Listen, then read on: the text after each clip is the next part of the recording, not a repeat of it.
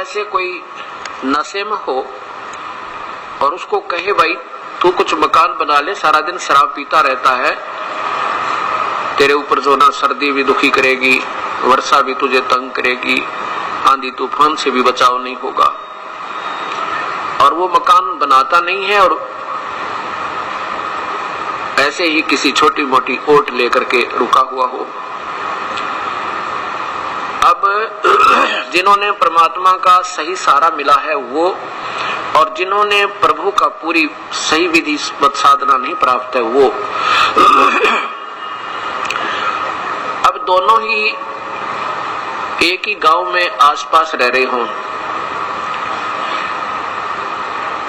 अब जो उपदेश नहीं ले रखा, सारा दिन अपना सिनेमा देखा, कोई गुटी लावे, प्रभु से दूर है, और वो भी सुखी नजर आ रहा है आपको कि ये ना भक्ति कर रहा है, ना कोई पूजा करता है, ना कोई धर्म करता है, कितना सुखी नजर आता है। सब ठाठ है इसके, कार भी है, कोठी भी है, फैक्ट्री भी लगा रखी है, और परिवार में भी सुख है। तो उसको देखकर भक्तात्मा की श्रद्धा टूट सकती है, किनकी? जिन्होंने सत्संग ढंग से ना सुन रखे हो।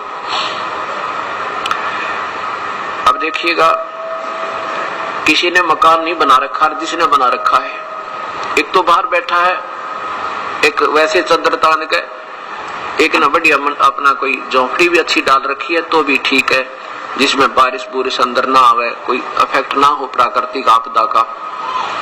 वो अब जब तक बारिश नहीं आती है, सर्दी नहीं आती है, तब तक तो दोनों ही, वो जिसने केवल चद्दर तान रखी है, तंबू बना रखा टेंट टाइप, वो भी सुखी नजर आ रहा है, क्योंकि अभी तक वो वर्षा आई नहीं है।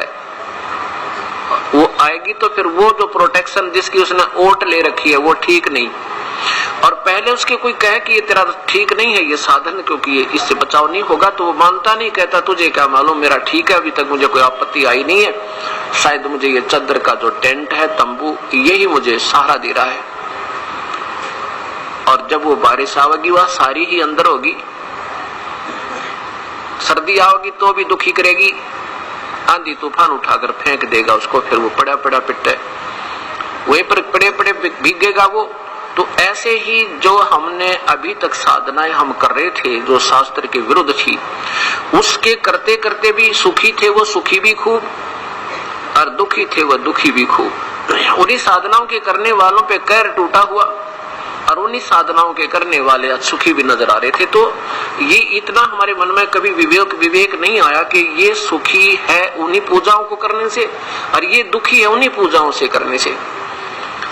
तो इससे सिद्ध हुआ कि वो जो पूजा हम कर रहे थे वो शास्त्र के विरुद्ध थी। जैसे पवित्र गीता जी में प्रमाण आपने मिला कि जो शास्त्र विधि को त्याग कर जो मनमानी पूजा करते हैं, ना वो सुखी हो सकते, ना उनकी परम गति, ना उनको कोई सिद्धि होए, अर्थात यूजलेस। तो जब तक उनके ऊपर आपदा नहीं आई थी तो वो सुखी नजर आ रहे थे, तब तक वो बसंत ऋतु थी, और जब ये सर्दी का कहर टूटा, वर्षा आई, तो उस पूजा ने उसका कोई बचाव नहीं किया। ठीक इसी प्रकार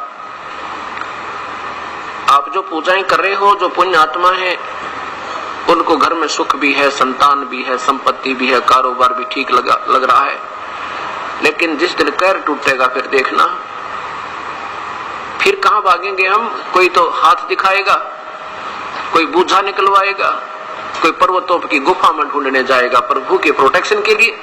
क्यों? वो जो पूजा कर रहे थे वह कहां गई अपनी? फिर जिसके लिए हमने उसके ऊपर आश्रित थे, वो पूजा ने क्या राहत दी अपने को? उस समय ये भी सोचने का समय नहीं मिलता, क्योंकि दुखी गना हो जाता है। फिर कोई जहां कहता वहीं भाग लेता है, और वहां से भी फिर कुछ नहीं मिलता तो फिर गुट्टी लगाने लग जाता है, यानी नास्तिक हो जाता है। यही कारण बन रहा समाज में। हर भक्त समाज, चाहे हिंदू है, मुसलमान, चाहे सिख या ईसाई, उस परम पिता परमात्मा की वास्तविक उस विधि से ना संपर्क होने तक पूजा करने वालों की कमी नहीं, और फिर उनमें विकारों का ढेर हो गया। ये क्यों हुआ? जहां से ये मजहब यानी धार्मिकता प्रारंभ होती है, उसमें कोई धर्म नहीं होता। उसमें जो महापुरुष आते हैं उस समय वर्तमान के चल रही मनमुखी साधनाओं से अलग करते हैं अपने भक्ति प्यारे भक्तों को कि ये साधना प्रमाणित नहीं है और ये सही साधना ऐसे करो। जब भी कोई भक्ति मार्ग प्रारंभ होता है सदियों पर्यंत उसमें सभी निर्मलता होती है। बीड़ी, शराब, मांस, तंबाकू और किसी को दुखी करना, कोई चोरी, जारी, लुटेरापन, ये बिल्कुल बंद करवा दिया जाता है। और समय आने पर उसमें फिर उस महापुरुष के जाने के बाद फिर कृतियां धीरे धीरे इतनी घर कर जाती हैं कि उनकी गणना नहीं होती। कारण क्या होता है? उसका मुख्य कारण ये है कि अब वर्तमान में हिंदू गुरुओं के पास, जो वर्तमान के गुरु हैं, मार्गदर्शक हैं, उनको अपने मूल शास्त्रों का ज्ञान नहीं, उसमें क्या अनमोल खजाना दबा रखा है, उस अमृत के कलश से वो परिचित नहीं। उस अमृत के सरोवर ने छोड़कर हम तालाबों का, जोहड़ों का पानी पी रहे हैं। ऐसे ही हिंदू, वर्तमान के जितने हिंदू संत हैं उनको अपनी पवित्र गीता जी और पवित्र चारों वेदों का कतई ज्ञान नहीं कि इनमें संकेत क्या है। वैसे तो चारों वेदों को और पवित्र गीता जी को हम किसी का शास्त्र नहीं कह सकते, किसी का धर्म विशेष का। ये तो पवित्र शास्त्र उस समय लिखा गया था जब ना कोई हिंदू था, ना मुसलमान, ना सिख, ना ईसाई। ये केवल एक मानव मात्र के लिए। और हमारे पूर्वज पहले एक थे, दो नहीं थे, ये चार नहीं थे। हमने वहां बुद्धि जाएगी ना तब बात बनेगी। अब तो हम अलग अलग होकर बैठ गए। हमने उस परम पिता के, उन हमारे पुराने जो पूर्वज हैं, जहां से कोई मजहब प्रारंभ होता, उनकी उन क्रियाओं पर फिर आना होगा। वो कैसे थे, वो क्या किया करते थे, वो क्या मार्गदर्शन करते थे। ऐसे ही ईसाई धर्म ने के अंदर अब वर्तमान गुरुओं ने उस पवित्र शास्त्र बाइबल में क्या वर्णन है, क्या रहस्य छुपा है, वो वर्तमान के इन महापुरुषों को कतई ज्ञान नहीं। ऐसे ही मुसलमान धर्म में जो अनमोल रतन कुरान शरीफ के अंदर जो वास्तविकता छपी हुई है वो वर्तमान के इन काजी और मुल्लाओं और इन पीरों को कतई ज्ञान नहीं। ऐसे ही गुरु ग्रंथ साहिब के अंदर उस पवित्र सरोवर में, अमृत सरोवर में क्या रहस्य, कहाँ रतन छुपे हैं, अब वर्तमान के जो इन गुरुद्वारा में बैठे भाइयों को और इन पाठियों को बिल्कुल ज्ञान नहीं कि इसके अंदर क्या खजाना छुपा हुआ है। कौन सी विधि है उन महापुरुषों ने जिन्होंने परमात्मा को जिस विधि से पाया, उनका आंखों देखा हाल लिखा उसके अंदर कि ये विधि है, ये नाम है उस परमेश्वर के पाने का और ये मर्यादा है उस परमेश्वर के पाने की। और यही कारण हो रहा है कि हम श्रद्धा तो सभी में है प्रभु की तरफ, कोई मंदिर में जाकर, कोई मस्जिद में जाकर, कोई चर्च या गुरुद्वारों में जाकर के अपने आत्म कल्याण का मार्ग ढूंढ रही है। हमने ये सोचना होगा कि जिन महापुरुषों के कारण ये मंदिर, गुरुद्वारे और चर्च बने, ये मस्जिद बनी, ऐसे ही संत चाहिए हमने। अब ये तो उनकी यादगार है, उन महापुरुषों के पद चिन्हों की, जहां पर ये मंदिर, मस्जिद और गुरुद्वारे बन गए। ये तो केवल यादगार बनाई गई कि ऐसे महापुरुष हुए थे, यहाँ पर ऐसा किया था, वो महात्मा यहाँ आए थे, उन्होंने ऐसा उद्धार किया दुनिया का, उसके एक यादगार बना दी कि आने वाले समय में कोई ये झुठला ना दे कि सत्य कथा नहीं है। और अब हम केवल उनके ऊपर आधारित हो गए, मंदिर और मस्जिदों में, गुरुद्वारों तक। हमने ये नहीं देखा कि उस पवित्र शास्त्र जो महापुरुषों ने हमें क्या एक अनमोल भेंट दी है, उसमें क्या लिखा है, उससे दूर हो गए। और जब हम उसको फिर देखेंगे, जब बात बनेगी। अब कौन देखेगा? आप तो देख नहीं सकते, आप तो मरीज हो। डॉक्टर का काम होता है उसको सही ट्रीटमेंट दे जो आपके द्वार पर आ गया। और अभी तक हम नीम हकीमों के पास जाते रहे, जिन्होंने अपने उस दवाइयों की उस पुस्तक में कैसे मेडिसिन बनानी है, कौन सी किस बीमारी की है, वो भी ना देखी और अपनी मनमुखी वो पुड़िया देनी शुरू कर दी, जिससे भक्त समाज आज दूना रोगी हो गया। रोगी कैसे हो गया? जैसे जब हिंदू धर्म क्यों बना? हिंदू धर्म यूं बना कि आर्य लोगों में महाभारत के बाद त्रुटि आ गई, क्योंकि ना जाने कितने दुनिया मर गई थी। 18 करोड़ तो कौरव और पांडव की सेना मर गई और 56 करोड़ यादव मर गए आपस में लड़के। अब हिसाब लाओ, अरबों की आबादी विनाश हुई और फिर उनसे संबंधित जो रिश्तेदार थे वो विचलित हुए। प्राकृतिक आपदाएं आई जिसके कारण नास्तिकता की तरफ आर्य लोग चल पड़े। फिर उस समय जैसी समझ में आई जिन महापुरुषों ने इस समाज को फिर सोच बनाने की चेष्टा की। और हिंदू का अर्थ होता जो बीड़ी शराब मांस तंबाकू जिंदगी भर नहीं छुए और कीड़ी की भी हत्या ना करे, किसी की आत्मा काल नहीं करे, बहन बेटी को बुरी नजर से ना देखे, किसी की जेब ना काटे, मिलावट ना करे, उसका नाम हिंदू होता है। आने वाले समय में इन मनमुखी जो बाद के संतों ने अपनी रोजी रोटी का ऊपर इस मजहब को इतना परेशान कर दिया। कभी कहते हैं तूने इधर पेशाब कर दिया इसलिए हानि होगी, कभी कहता है इधर मुंह करके पहला कदम रख दिया इसलिए तुझे नुकसान हो गया, यानी इतना बांध दिया इसको। इसके बाद इसमें त्रुटियां आ गई। उसके बाद क्या होता है कि बाबा आदम का जन्म हुआ। बाबा आदम कौन थे? ये ब्रह्मा जी के लोक से आई हुई एक पुण्यात्मा थी। और ये कौन थी? ये राजा ऋषभदेव जी हुए हैं जिनसे जैन धर्म प्रारंभ हुआ। ये ऋषभदेव जी की आत्मा बाबा आदम हुए क्योंकि हमारे संस्कार एक दूसरे में रले मिले हैं। हम पहले अलग नहीं थे। 3 युग का हिसाब लगा लो, जब कोई हिंदू या मुसलमान सिख या ईसाई कोई मजहब बना होता है, इसलिए हमारे सब पूर्वज एक हैं और हमारे संस्कार एक दूसरे के साथ युगों के जुड़े हुए हैं। तो आज हम हिंदू हैं, कल हम मुसलमान के घर जन्म लेंगे, कोई फाउंडेशन नहीं है। ये तो आपकी अपनी बनाई हुई सीमा है, भगवान की नहीं। कोई मुसलमान है वो सिख बनेगा, वो सिख है वो ईसाई बन जाएगा, और हिंदू है वो मुसलमान सिख ईसाई कहीं भी हम जन्म ले सके क्योंकि हमारे पूर्वज एक थे।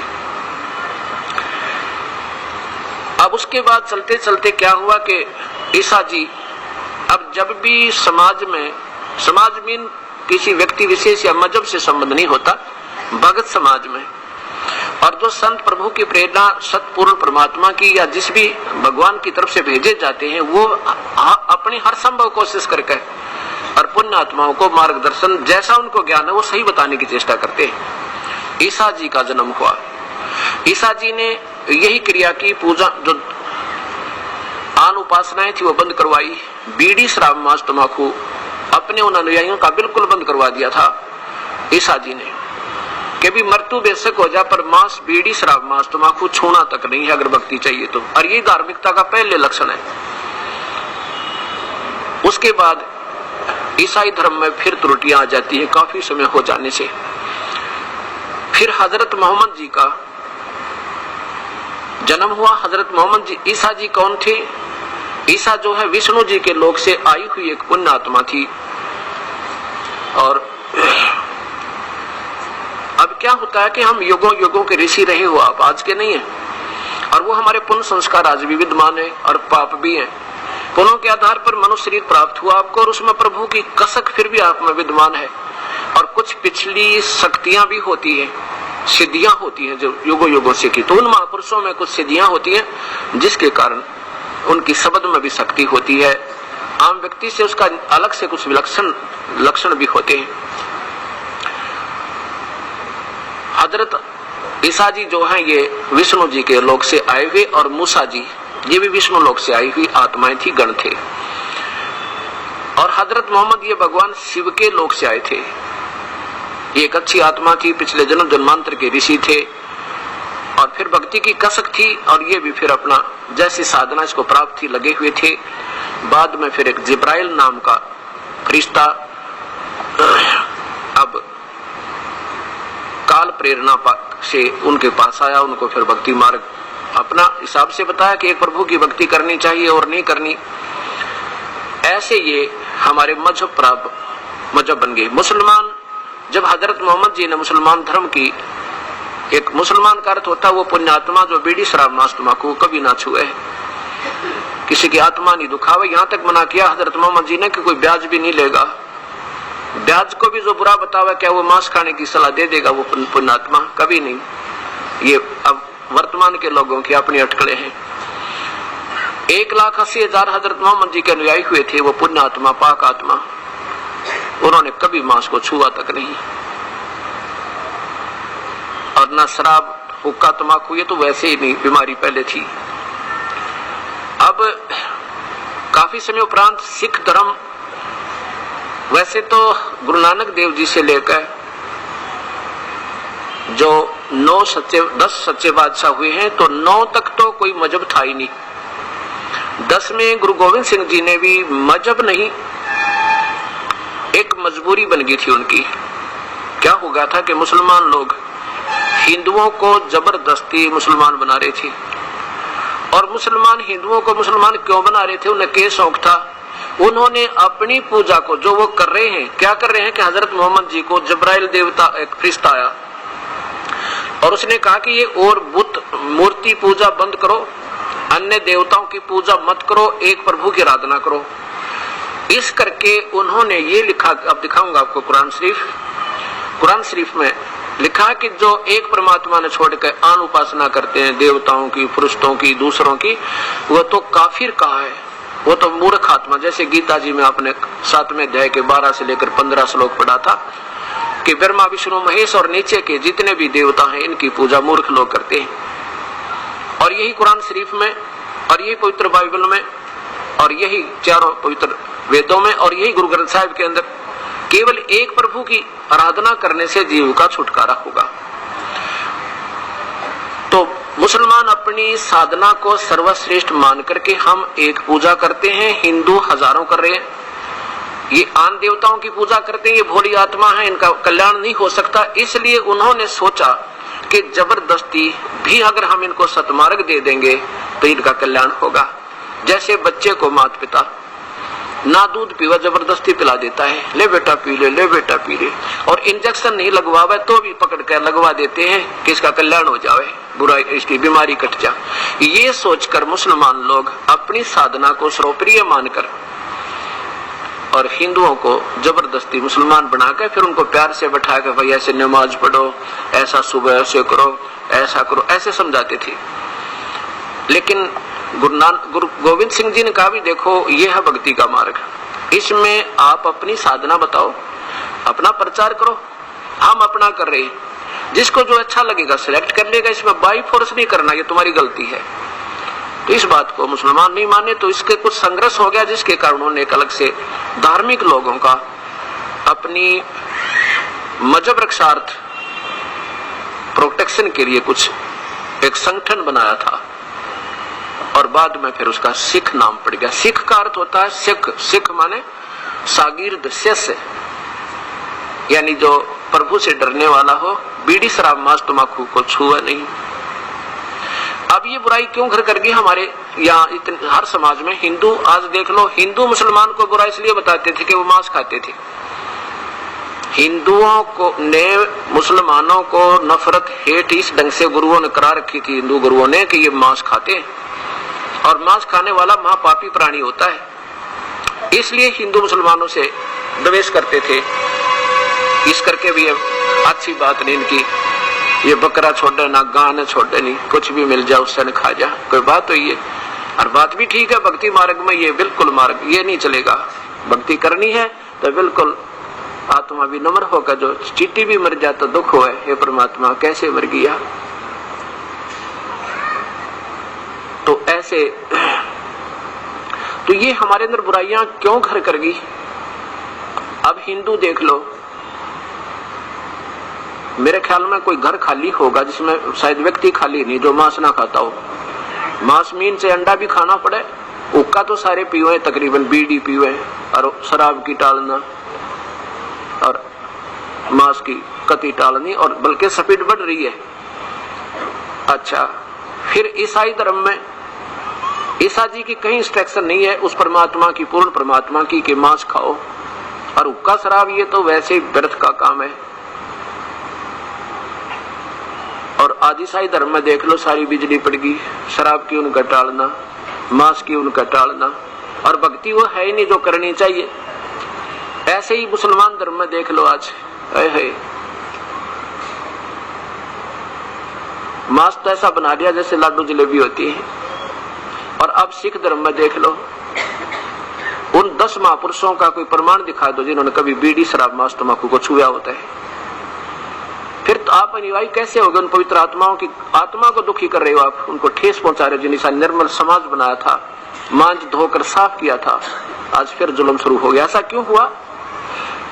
अब एक अटकल लगा ली सिख समाज ने। क्या कहते हैं? कहते गुरु गोविंद सिंह जी ना ने भी बकरा बड्डा सी कद बड्डा था भाई, जब उन्होंने 5 प्यारों की परीक्षा ली थी।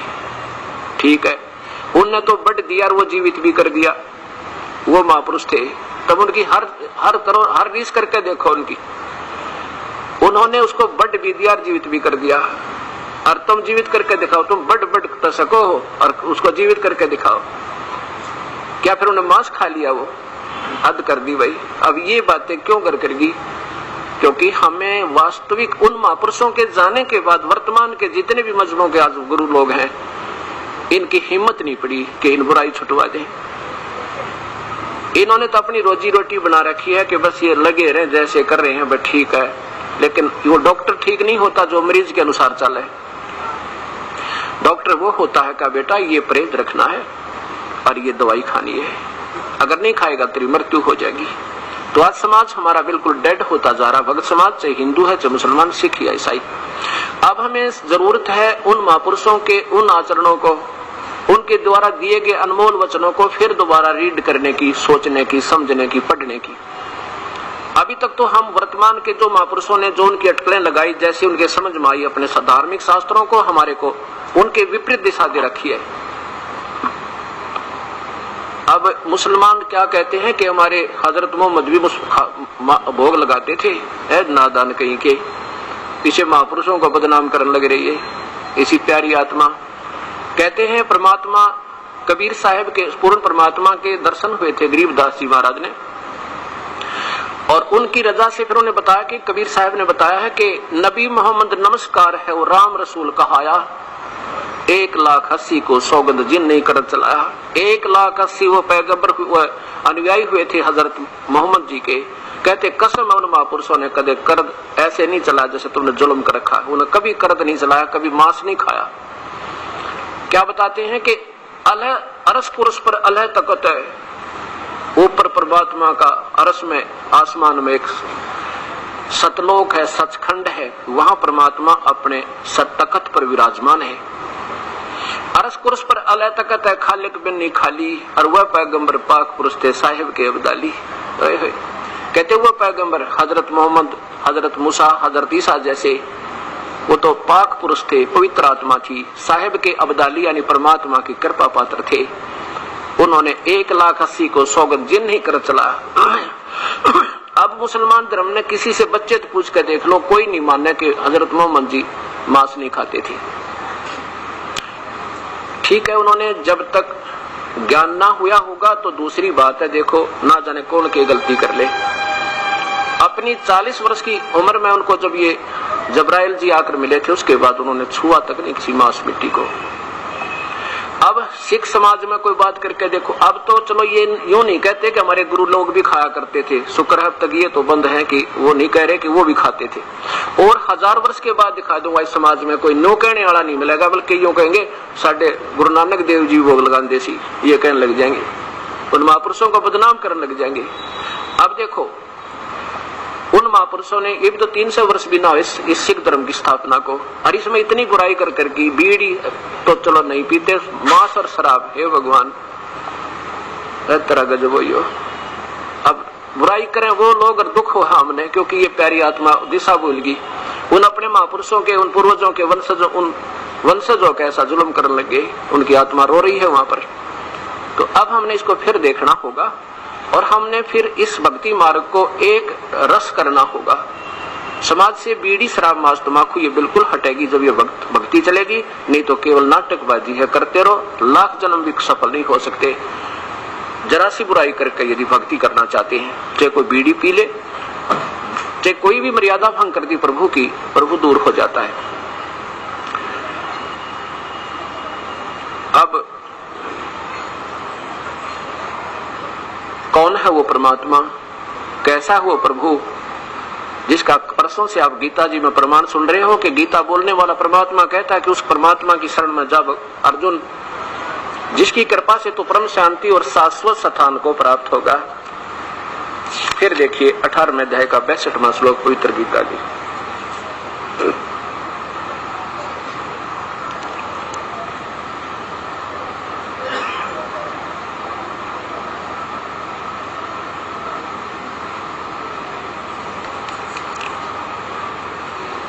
अध्याय नंबर 18 और मंत्र नंबर 62।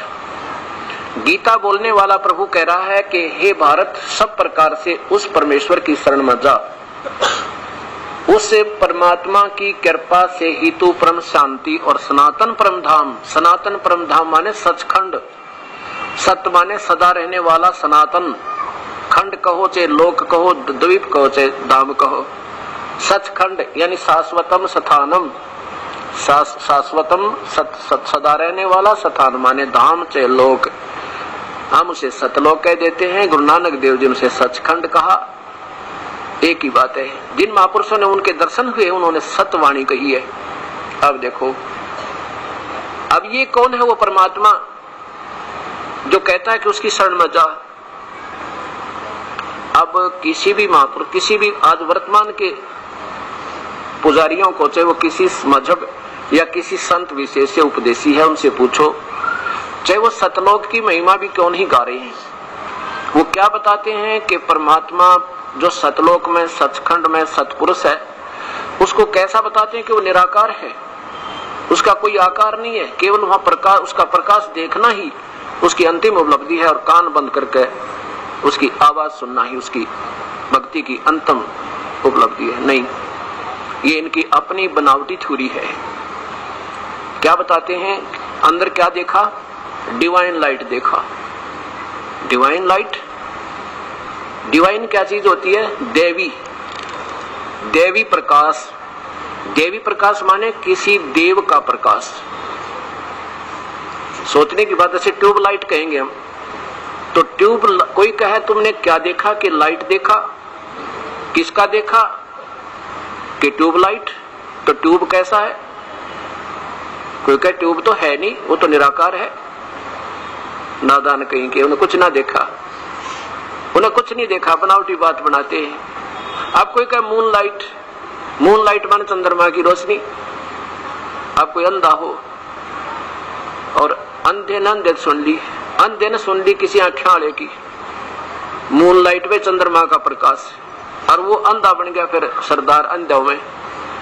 वो फिर कहता क्या बात कही हो, रात्रि के समय चंद्रमा की रोशनी, भाई कमाल है, क्या बात। अब वो ये सो नहीं होने देता, तू अंधा है। दूसरे अंधों को कहता है कि भी क्या बात कही, रात्रि के समय चांद, चंद्रमा की चांदनी, पूर्णिमा के दिन, क्या बात कहे, रोशनी रोशनी, सब सुंदर, कितना सुंदर वातावरण होता है। अब एक अंधे ने दूसरे ने तीसरे, तो 1000 अंधों ने ये व्याख्या पढ़ ली, सुन ली। अब उन्हें दिखता किसी ने नहीं। क्या बताते फिर? चंद्रमा कैसा? उनसे कोई पूछे, चंद्रमा तो है ही नहीं, वो तो निराकार है। यह बात कोई जची आप कहे? ठीक है, जब तक ज्ञान नहीं था तब तक बच्चे बोले थे, कोई किसी खिलौना दे दे वही कार मान लेते थे, या भी कार है बढ़िया, और खिलौने वाली को भी कार मानते थे। नहीं, अब नहीं मानेंगे, अब हम ज्ञान हो गया क्योंकि हमारे पास शास्त्र प्रमाण है। अब देखो, चंद्रमा की लाइट, चंद्रमा है, देखने वाला बताएगा गोल गोल रात्रि के समय बड़ा सुंदर, और उससे प्रकाश आ रहा है। किसी वस्तु बिना प्रकाश कोई दिखा दो मुझे, किसी वस्तु बिना प्रकाश बता दो आप, आज किस इस पृथ्वी पर दिखा दो। ज्योत है तो दीपक की, लाइट है तो ट्यूब है, ट्यूब है तो लाइट है, ट्यूब नहीं है तो लाइट किसी, रोशनी कहां से? वो परमात्मा के शरीर से प्रकाश निकल रहा है। सब परमात्मा आकार में है, और उनकी प्रभुता, उनकी निर्गुण सत्ता जो है, उनके अंदर से निकल रही जो शक्ति है, वो निराकार है। जैसे फूल सही सरगुण कहा, वो निर्गुण गंध सुगंधे, मनमाली के बाग में ये भंवर रहा का फंदे।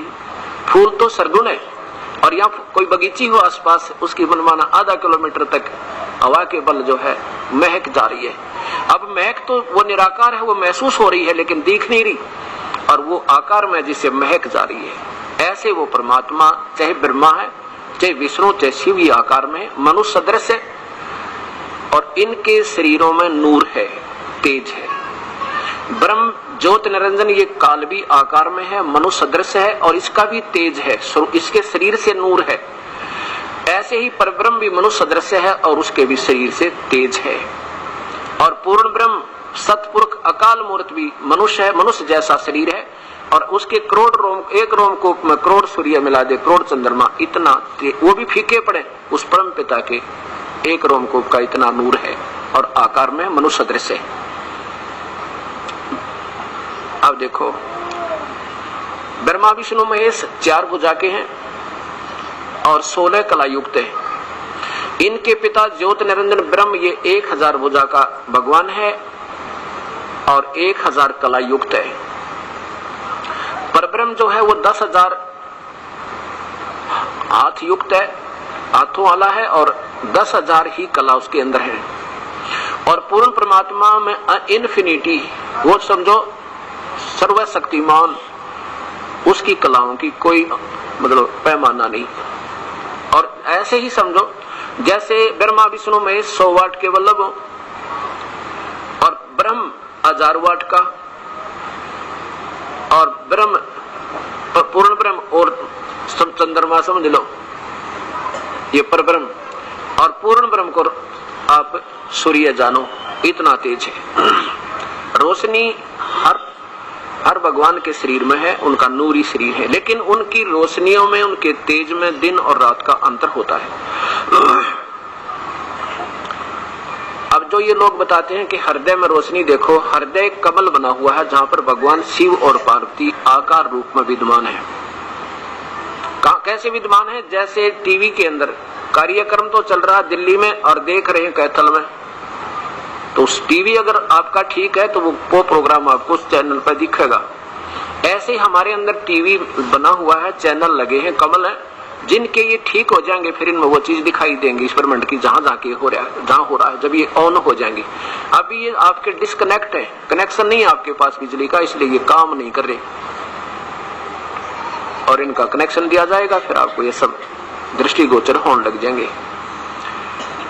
अब ये लोग क्या बताते हैं, जितने भी महापुरुषों की थ्योरी दास ने पढ़ी, चाहे वो राधा स्वामी पंथ से संबंधित है, चाहे वो श्री हंसराज जी यानी बाल योगेश्वर जी महाराज के मार्गदर्शक हैं, उनसे संबंधित है, और चाहे कोई वेदों के ज्ञाता बने हुए थे जिनको आप ज्ञान नहीं था कि वेद में वास्तविकता क्या लिखी है, उन्होंने घुमा फिरा कर प्रभु को निराकार ही बता दिया और केवल ज्योत बता दी। अंतिम फैसला उनका, मेरे पास सब पुस्तकें रखी है और कल शाम को दिखाऊंगा सारी की सारी।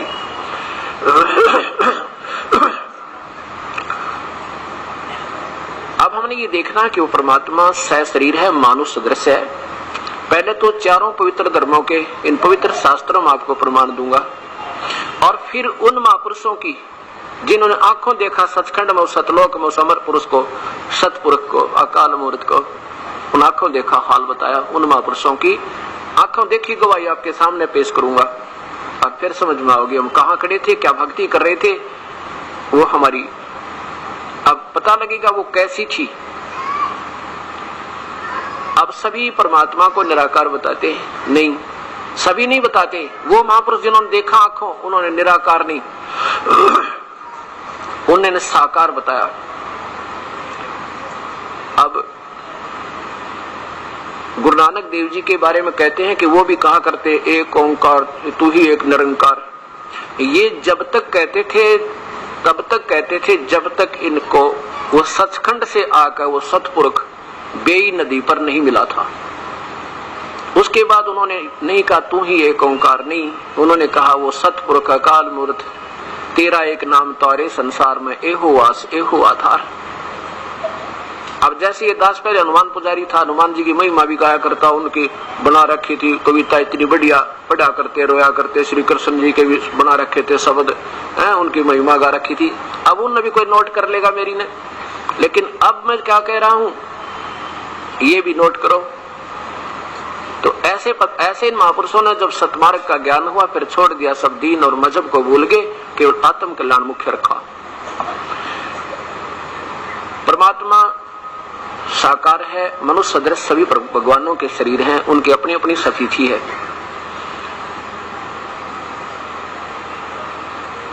अब वर्तमान के अंदर चाहे हिंदू है, मुसलमान या ईसाई या सिख, हम केवल निरंकार भगवान के ऊपर डट के निराकार पे नहीं। निराकार उस परमेश्वर की एक शक्ति है, उसकी सत्ता है। जैसे प्रधानमंत्री आकार में है, मनुष्य सदृश है, और उसकी सत्ता, उसका खौफ, उसका डर हिंदुस्तान के कण कण के अंदर हर इंसान के अंदर मौजूद है। निराकार उसकी जो उसके अंदर से गुण है, वो हर इंसान को पता है कि हमारा कोई कंट्रोलर भी है, जिसके कारण हर मुख्यमंत्री, हर मंत्री, हर अधिकारी सावधान रहता है और वो अपने एक स्थान पर विराजमान है, जब चाहे जिस क्षेत्र में जा सकता है। वो हर कोई कहे वो प्रधानमंत्री निराकार है, वो तो दिखता ही नहीं, केवल प्रकाश दिखाई देता है, तो वो नादान कहीं का। अब जैसे मैं सत्संग कर रहा ये दास यहाँ पर, और कोई बाहर आपसे पूछे भी किसी से कि सुना हुआ सत्संग हो रहा है, और हाँ भी सत्संग हो रहा है, महाराज जी कैसे हैं? महाराज जी तो निराकार है, वो तो है ही नहीं, फिर यहाँ कौन आओगा बता? कोई नहीं आएगा। तो कहने का भाव ये है कि ऐसा ही एक समय की बात है, लोक वेद के आधार पर। लोक वेद क्या होता है? जो सुना सुनाया ज्ञान हो पर शास्त्रों में प्रमाण ना हो, उसको लोक वेद कहते हैं। एक मुसलमान धर्म के अंदर शेख फरीद नाम के महापुरुष हुए। आपको मैंने पहले भी बताया कि जितने भी परमात्मा के चाहने वाले आज मनुष्य शरीरधारी प्राणी हैं, वो पिछले ऋषि लोग थे। उनके जन्म कई कई युगों के पुण्य उनके साथ हैं। कुछ वो खा चुके हैं स्वर्ग में, बाकी कुछ बचे हुए हैं। उनके आधार पर मानव शरीर मिलता है, तो आम व्यक्ति से उनके पुण्य अधिक होते हैं, उनमें कुछ शक्तियां अधिक होती हैं, और उनमें कसक भी परमात्मा की न्यारी होती है। इसलिए उन्होंने पहले तो शेख फरीद जी ने अपने मजहब के चल रहे वो जैसे 5 वक्त की नमाज, रोजे आदि करते रहे। फिर उनको एक सूफी संत मिल गए।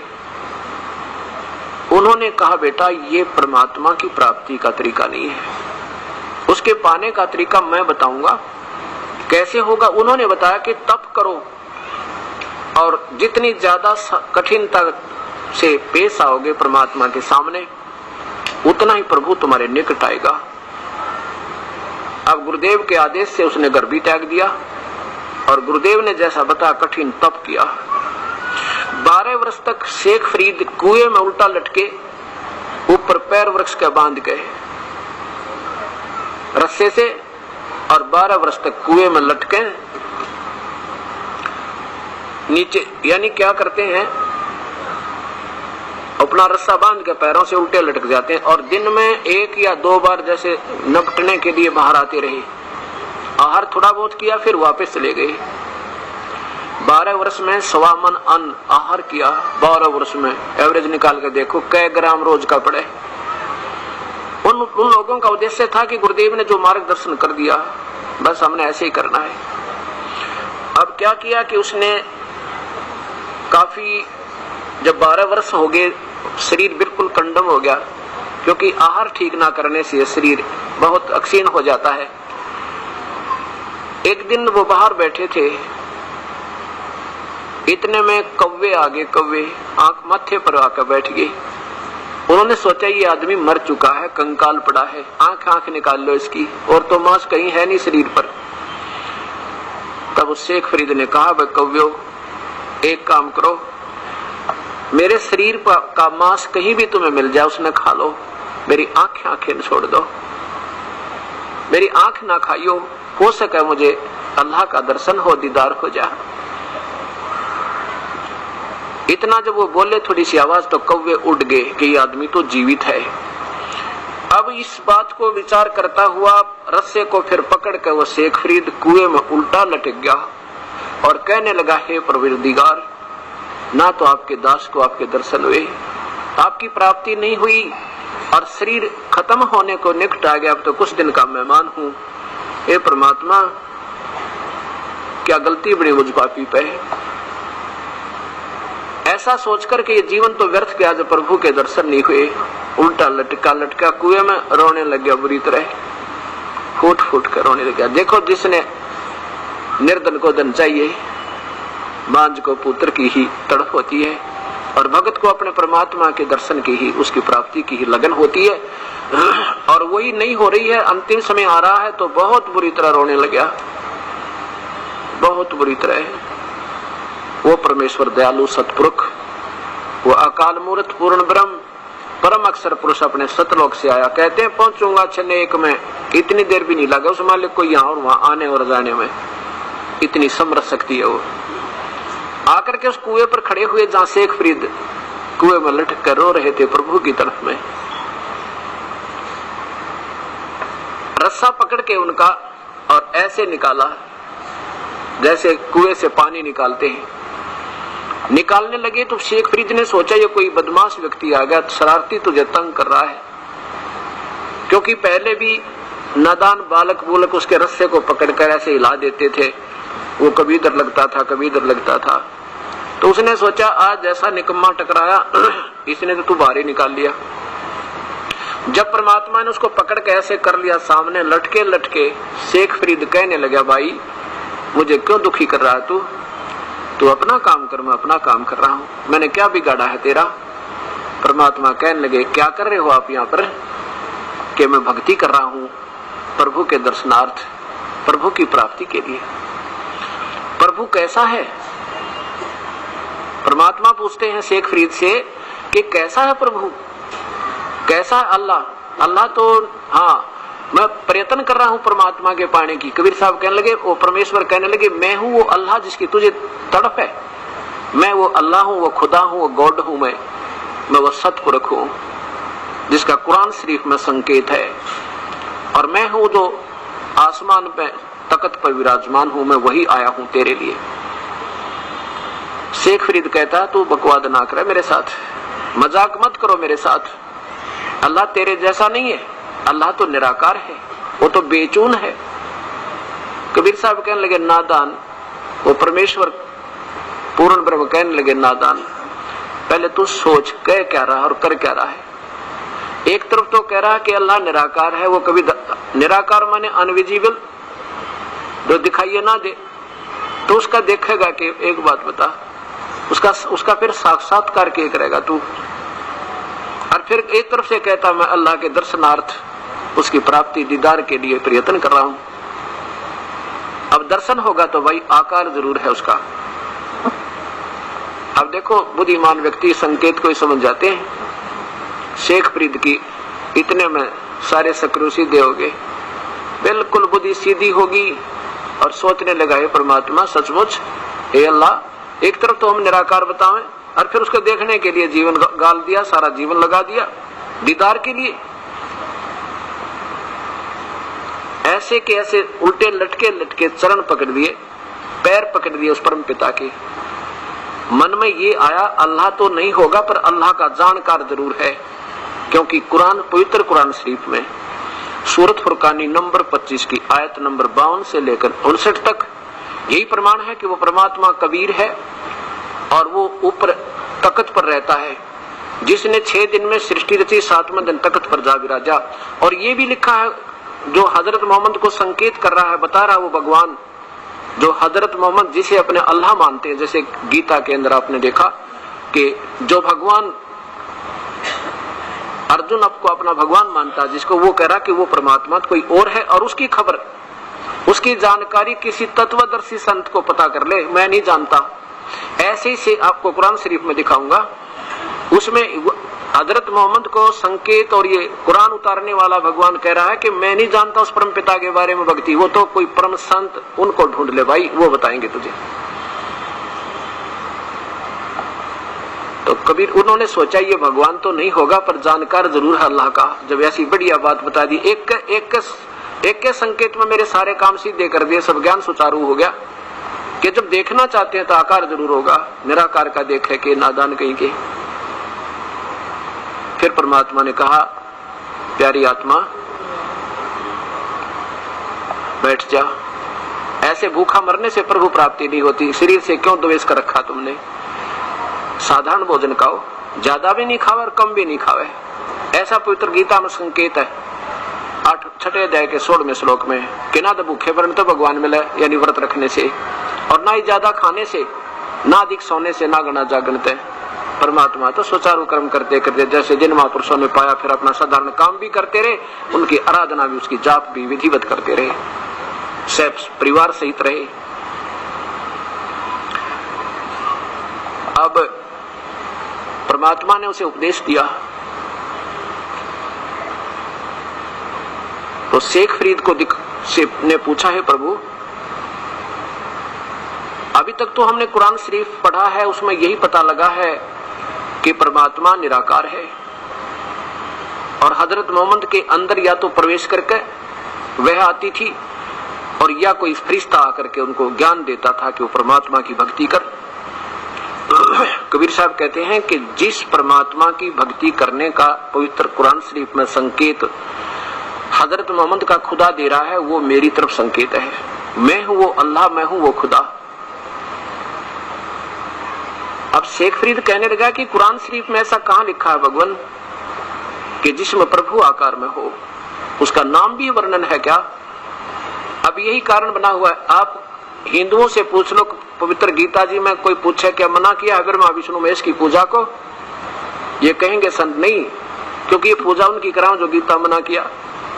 और ब्रह्म तक की साधना करने वाले जो ऋषियों ने जो अपनी सोच से सोचा कि भगवान निराकार और ब्रह्म को ही पूर्ण परमात्मा मानकर ओम नाम के जाप का आधारित रहे, उनको नहीं मालूम वेदों में कबीर नाम लिखा है वो परमात्मा और है, जिसमें वेद बोलने वाला परमात्मा भी कहता है उसकी खबर किसी बाखबर से, यानी कोई तत्वदर्शी संत को ढूंढो, वही बताओगा।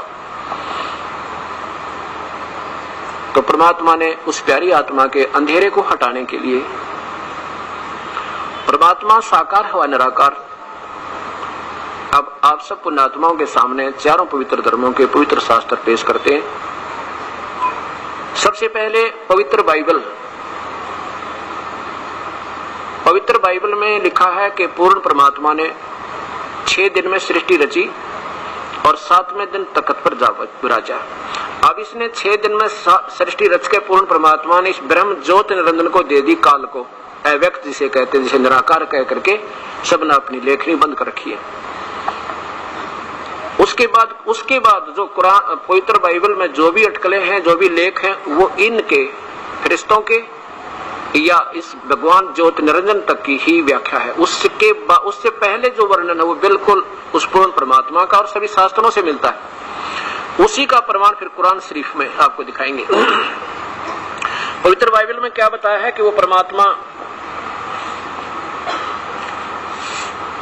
मनुष्य जैसा है, उसने मनुष्य को अपना जैसा बनाया है,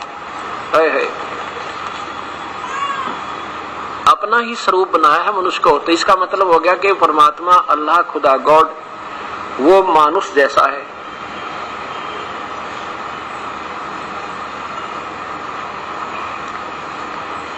पवित्र शास्त्र बाइबल ये कहां से प्रकाशित है? इंडियन बाइबल लिटरेचर 67 बरकार रोड, किल्पिक, मद्रास, इतने।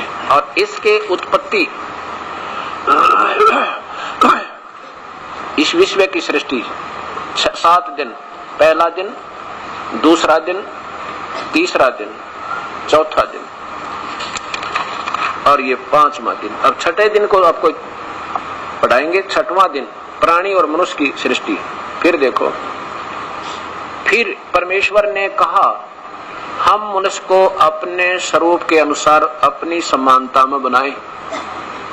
इससे क्या सिद्ध हो गया? फिर परमात्मा भी मनुष्य जैसा है और वे समुद्र की मछलियों और आकाश के पक्षियों और घरेलू पशुओं और सारी पृथ्वी पर सब रेंगने वाले जीव जंतुओं पर पृथ्वी पर रेंगते हैं अधिकार रखे, उनसे शाना हो, कंट्रोलर हो उनका। तब परमेश्वर ने मनुष्य को अपने स्वरूप के अनुसार उत्पन्न किया। 3 बार लिखा है इन 7 लाइनों में। मनुष्य को अपने स्वरूप के अनुसार उत्पन्न किया, अपने ही स्वरूप के अनुसार परमेश्वर ने उसको उत्पन्न किया, नर और नारी करके उसकी मनुष्य की सृष्टि की। आगे देखो, अब इसमें खाने का क्या आदेश दिया है सबको। फिर परमेश्वर ने उनसे कहा सुनो, जितने बीज वाले छोटे पेड़ और सारी पृथ्वी के ऊपर हैं और जितने वृक्षों में बीज वाले फल होते हैं वे सब मैंने तुमको दिए हैं, वो तुम्हारे भोजन के लिए हैं। बस इसमें कहीं नहीं लिखा कि वो बिस्मिल कर लो, और कहीं नहीं लिखा इसमें हलाल या हराम कर लो। ये आदेश परम पिता का है, पूर्ण ब्रह्म का। आगे देखिए, फिर उन्होंने क्या क्या, फिर जितने पृथ्वी के पशु और आकाश के पक्षी, पृथ्वी पर रेंगने वाले जंतु हैं, जिनमें जीवन के प्राण हैं, उन सब को खाने के लिए मैंने सब हरे हरे छोटे छोटे पेड़ दिए। वैसा ही हो गया, किसी पशु पक्षी को भी भगवान की तरफ से मांस खाने का या कि जीव को जीव खाने का आदेश नहीं है। ये तो बाद में, सतयुग में कोई ऐसी व्यवस्था नहीं थी। सब प्राणी जो है फलाहार करते हैं, इवन शेर तक। लेकिन अब कहें कि शेर मांस नहीं खाता, नहीं जचे। क्यों नहीं जचे, आगे अभी बताता हूं। अब कहते हैं, यहां देखो, 7वां दिन यो आकाश और पृथ्वी की सारी सेना बनाना समाप्त हो गया, और परमेश्वर ने अपने काम को जो करता था वो समाप्त किया। 7वें दिन को विश्राम किया और तख्त पर अपने मूल स्थान पर चला गया, विश्राम लिया। अब पूर्ण परमात्मा की क्रिया तो बंद होगी। इसने ये सृष्टि रचकर इस ज्योत निरंजन को दे दी, काल अव्यक्त को, जिसको ये अव्यक्त कहते हैं। अब देखो, आज कोई मुसलमान धर्म में ये कहे कि वो पूर्वज हमारे मांस नहीं खाते थे, कतई नहीं माने। और 1000 वर्ष के बाद दिखा दूंगा सिख धर्म में कोई यूं कहेगा कि हमारे पूर्वज मांस नहीं खाते थे। ये तो ज्यादा से ज्यादा 50 वर्ष से और बिजली गिरी है ना। पहले सिख धर्म में बीड़ी शराब मास्तमा को कोई छुआ भी नहीं करता। अब तो कोई नहीं मानेगा कि मांस नहीं खाते थे हमारे पूर्वज। ऐसे ही सतयुग में शेर भी मांस नहीं खाता था, ऐसी अच्छी व्यक्ति के होया करते थे। अभी भगवान ने आगे क्या है, जैसे किसी कुरान में या किसी पवित्र बाइबल में अगर कोई आगे चल के संकेत कोई दे रहा है तो पूर्ण परमात्मा का नहीं है, वो पूर्ण परमात्मा का नहीं है, वो उन फरिश्तों का है जो बाद में काल के प्रेरणा से आते हैं, और वो हमने मान्य नहीं है। जैसे भक्ति की प्रेरणा का मार्ग केवल पवित्र गीता जी है, इससे आगे कोई पुराणों में जैसे श्राद्ध निकालने का कोई संकेत देता है वो ऋषि या कोई देव देता, वो मान्य नहीं हमने। क्यों नहीं मान्य है कि जैसे एक तो संविधान गवर्नमेंट का, एक समय की बात है, एक का दोस्त कोई थानेदार था, पुराने समय की बात है, और उस दरोगा से उसका मेल हो गया, तो उसने अपने दोस्त से कहा दरोगा से कि मेरा पड़ोसी मुझे बहुत तंग करता है, अब कुछ समाधान निकालो उसका। अब थानेदार ने अपनी प्रभुता जताने के लिए कह दिया कि मार उसके सिर में लठ माप देख लूंगा। अब उस थानेदार की महिमा को जान के उसकी आश्रित होकर उस आदेश को ओबे करके उसने जाके अपने पड़ोसी के लठ मारा, लठ मारते मर गया। और वही थानेदार, वो दरोगा, उसको हथकड़ी लगा के ले गया उस दोस्त को जिसको आदेश दिया था, और फांसी की सजा होगी उसको, क्योंकि वो आदेश एक व्यक्ति, एक अफसर, एक विशेष का था, और परमात्मा राजा का संविधान इसके विपरीत है। तो उनके आदेश को मानने से हानि होगी, लाभ नहीं। ऐसे ही हमने अपने पवित्र शास्त्रों में, अब जैसे प्रभु का आदेश है, अब ये समाप्त हो गया, उन्होंने जो कहना था आदेश, संविधान बना दिया कि ऐसे रहना है। उसके बाद अगर इस कुरान शरीफ में या पवित्र बाइबल में किसी ने कुछ अपनी तरफ से, किसी फरिश्ते ने कह भी दिया, अगर उसको कोई कर रहा है तो उसका जबरदस्त उसको नुकसान उठाना होगा। ऐसे ही गीता जी में मना किया कि श्राद्ध और पितृ मत पूजो, और किसी पुराण के आधार पर हम किसी देव ऋषि की आदेश को मानकर कर रहे हैं, तो वो संविधान प्रभु का ना होने से हमें हानि होती है, लाभ नहीं। अभी आपको प्रमाण दूंगा। अब पवित्र बाइबल में आपने देखा कि परमात्मा मानुष जैसा है। पीछे कर दो थोड़ा सा।